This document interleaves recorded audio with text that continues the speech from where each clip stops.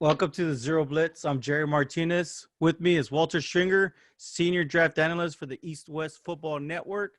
We got the ACC Draft Analyst, Charlie Silken, joining us with this week's episode. We're covering the top linebacker prospects for the 2021 NFL Draft. So, Charlie, real quick, let's let our audience get to know you a little bit better. Who is Charlie Silken? Can you please tell us? Sure. My name is Charlie Sulkin. I'm a second-year college student. I go to University of Virginia, and I took the Sports Management Worldwide Football GM and Scouting course over the summer. Awesome. So how is that college life there in Virginia? Everything Well, online? yeah, everything's online this year. I'm staying at home. That's all we can do, right? So let's get right into it. So Walter, I mean, is there even a debate of who is the actual top linebacker? And let me ask you this, Charlie. But Walt, go ahead and let me know. Is there a consensus number one linebacker that we should all know about? Yeah, pretty much is Micah Parsons from Penn State. He elected to take this season off as far as playing, and he made the decision a lot of other top athletes made this season, and it looks like he's gonna go ahead and he's gonna go forward with it. But Dylan Moses is another guy who I think if it wasn't for that injury, Dylan Moses and Micah Parsons would pretty much be neck and neck right now. But Micah right now is clearly the number one guy. Awesome, Charlie. Who do you got? I'm. It's pretty safe to say that you have Micah first, right? Yeah, I had Micah first too. So what is it? What is it? Let me ask you both then. I mean, because I think it's a no-brainer. I mean, we can see the tape. It looks like he can do it all, right? He can pass rush like crazy. He has, I mean, everything you ask a linebacker to do, he could do it. Let me ask you this. Do you think that he's done enough in the last two seasons to opt out? And Charlie, let me start with you on that one. Yeah, I say he's definitely done enough. He's a tackling machine. He plays everywhere on the field. He's established himself as a top 10 draft pick. He's definitely done enough where it was a smart decision for him to opt out. Why risk injury? A lot of teams are gonna like you, right? A lot of teams are already liking you. Yeah, just don't. Yeah, you made the right decision to opt out. Awesome. And Walter, what do you think? I mean, would you have liked to have seen anything more from him to solidify maybe a top 5 pick, or do you think that he has enough tape and enough game tape to say that he is going to be a top 5 pick in the 2021 draft? Well, for my own pleasure, I would have liked to see another year of him, but no, I think he's done enough. I think he's done enough. He looks the part when you watch him on the field. His balance, the way he maintains his balance, getting through the line of scrimmage, getting through all the trash. I'm interested in seeing what his shuttle time is because the way he maneuvers down that line of scrimmage and gets through the traffic to get to the linebacker, not to get to the linebacker, sorry, but to get to the ball carrier is like no one else at all. And they go ahead. No, well, yeah. I was going to ask, what's your player comp for him? Well, he's a hybrid, kind of a cornerstone between Khalil Mack as high end Khalil Mack. I like that. And yeah, I think, and I also think Darius Leonard is probably a more solid comparison. Yeah. If you look at their body types, their hand size, the length of their arms, the way they constantly force fumbles, they're always around the football. And I also believe Micah plays what I call safe, violent football. Oh, nice. Where you see he gets to the ball carrier, he blows things up, but he doesn't blow himself up. Yeah. You don't see him get hurt too often, and that was a big concern that I've had for Dylan Moses in Alabama. Yeah. The same concerns I had about Reuben Foster. That I thought Reuben Foster played too violent, and he played too out of control. And you see what happened at college, at Alabama, and you see what happened in the NFL, amongst other things. So is this a safe bet to say that you have Dylan Moses at number 2 as far as your top linebacker in the 2021 NFL draft? Currently, yes. What is it that you like about his game that would solidify that for you? He's a tone setter. All right. I think if you plug him into the middle of that defense, that linebacker core at the mic, he changes everything. His attitude, the way he hits, his leadership on the field. Yeah, I think he's going to be that guy, and I would be willing to take a risk on him, injury or not. Depending on where I was picking. If I'm picking outside the top 10, I'll definitely take a risk on Moses. Let me ask you something. There's a certain knock on the actual linebackers from Alabama. Do you feel that he is exempt from that, or do you think that, or do you see that where people are kind of saying, well, it's another Alabama linebacker, they're good in college, but they can't make the transition to the NFL? Well, I can understand that to a certain extent, but I think Moses, if you like I said, and I'm going to stick with the Reuben Foster comparison. I think Moses is a better all-around player than Reuben was. He's surely better in coverage. I think he's a smarter football player than Reuben was. Reuben just managed to constantly blow people up every week, and that was the type of linebacker that everybody wanted to see. Well, yeah, he did. He did bring seats right to. He did bring people, to sit down and watch some great football. Charlie, what do you have after Micah? After Micah, I had the linebacker out of UNC, the converted quarterback, CHAZ. Oh man, CHAZ. Wow. So Not alone. You're not alone, Not man. alone. I didn't have the guts that Charlie did to put him there. I had him at number 3 though. I had him behind Moses. Yeah, I like his game. I'm not gonna lie to you, Charlie. Let me. I'm sorry to interrupt. Let me finish. Let me allow you to finish saying about CHAZ. Yeah, I really like CHAZ's game. He's versatile. UNC played him all over the field. He was either in the linebacker, and they had him off the edge in some plays. They also had him in the interior defensive line, so he's versatile.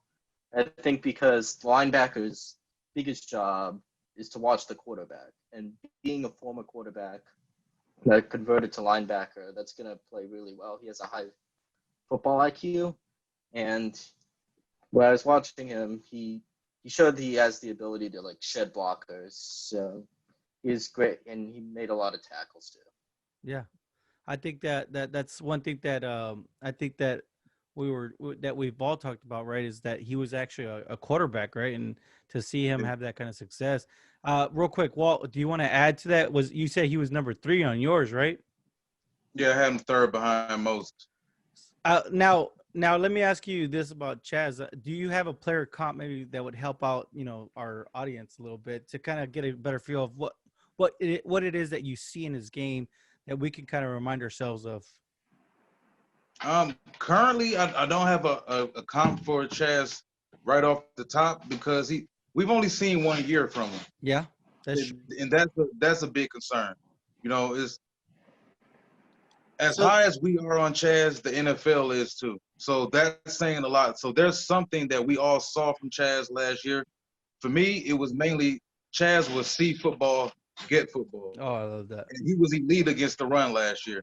He improved against the pass a lot. And like Charlie said, you can tell. You can tell with a lot of linebackers that used to play tight end, linebackers that used to play quarterback, linebackers that used to play running back. Those guys tend to have a higher IQ and they tend to make more plays on the defensive side of the ball. Yeah. No, yeah, I'm gonna agree with you guys on this one. I think that CHAZ is actually, when you see him, I thought he was actually very good as far as his coverage skills, and I think when you look at it, for him being so raw, right? Because we're talking about a converted quarterback, I think that his instincts are pretty good as far as for him being a converted quarterback to linebacker, right? I think that it's just like, wow, he almost looks like he's been doing it for a while. He's very instinctive. So yeah, I think he's definitely made for today's modern NFL, I think, if anything. So Walt, let me ask you, after CHAZ, is there any other names that we should keep an eye out for? Nick Bolton, Missouri, another undersized linebacker. He's a hit machine. All of these guys can hit, and they're all athletic. Now, Bolton isn't anywhere near as big as Micah or the other guys, but he's a missile. He's a pure missile. He reminds me a lot of, Devin. When Devin Bush was here at Michigan, Devin Devin got better. He improved a lot better against the pass as the years progressed and he got to Pittsburgh. But Devin was another tone setter. He Yeah. brought the attitude. He played downhill and he hit people. And he Yeah. also made plays. I think when you watch Bolton, Bolton is purely a sideline to sideline guy, and he can get straight ahead downfield and get to the quarterback.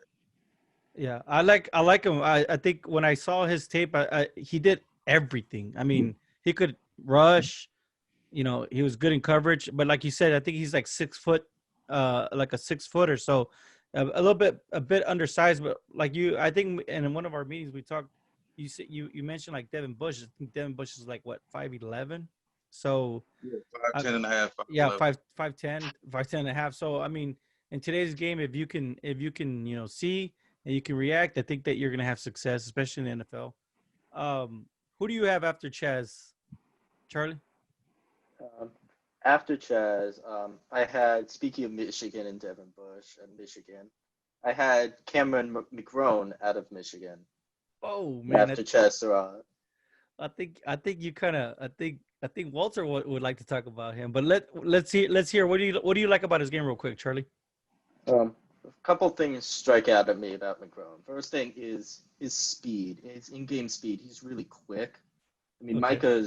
Micah Parsons, he's quick because of his range. Mhm. McGrone is quick because of his footwork. He can get to the play really quickly. Um, he also sheds blockers really well, and he's very, very physical. He's going to tackle hard. He might draw some of those penalties, but he plays really well. He's undersized. He's a little undersized. He's like 6'1". On the game tape, he looks a little undersized, but he's really fine. The main thing is speed and physicality. He's gonna be a big threat. I like that, Charlie. I think that's a very bold statement. I like that. Definitely, it's going to be a name that people are going to start watching and try and look at some game tape. Walt, do you have any other names that we should keep an eye out, or did you want to add on that last one? Um, I said, yeah, I get where Charlie's coming from. Cam's definitely coming up. He's coming up. I thought this year, well, hopefully, if he plays, I haven't heard anything about him not playing. If he plays this year, he can definitely boost his stock. Like Charlie said, he plays fast and he plays physical. And when a guy starts out that way, I can pretty much work with him with everything else, as long as he has at least an adequate football IQ. But right now, I think Cameron's a little too undisciplined. It comes with the territory. I think sometimes with these younger players trying to make a name for themselves. But Charlie, did you have any other players, any other linebackers that maybe we should kind of keep an eye out? I know I'm big on Bonita, right, from Oklahoma. Was there any other ones after your last one that we should keep an eye on? Um, I had Dylan Moses after McGrone. It's Not much else after that. it's all good. And Walter, anybody you want to add on there? Yeah, there's a small kid from Troy, even though Troy's pretty much has become a football factory over the past 10 plus years. He's 5'10", 216 pounds. I know that's very, very dangerously small to play linebacker. But if you get a chance to see some tape, put the tape in, watch the film.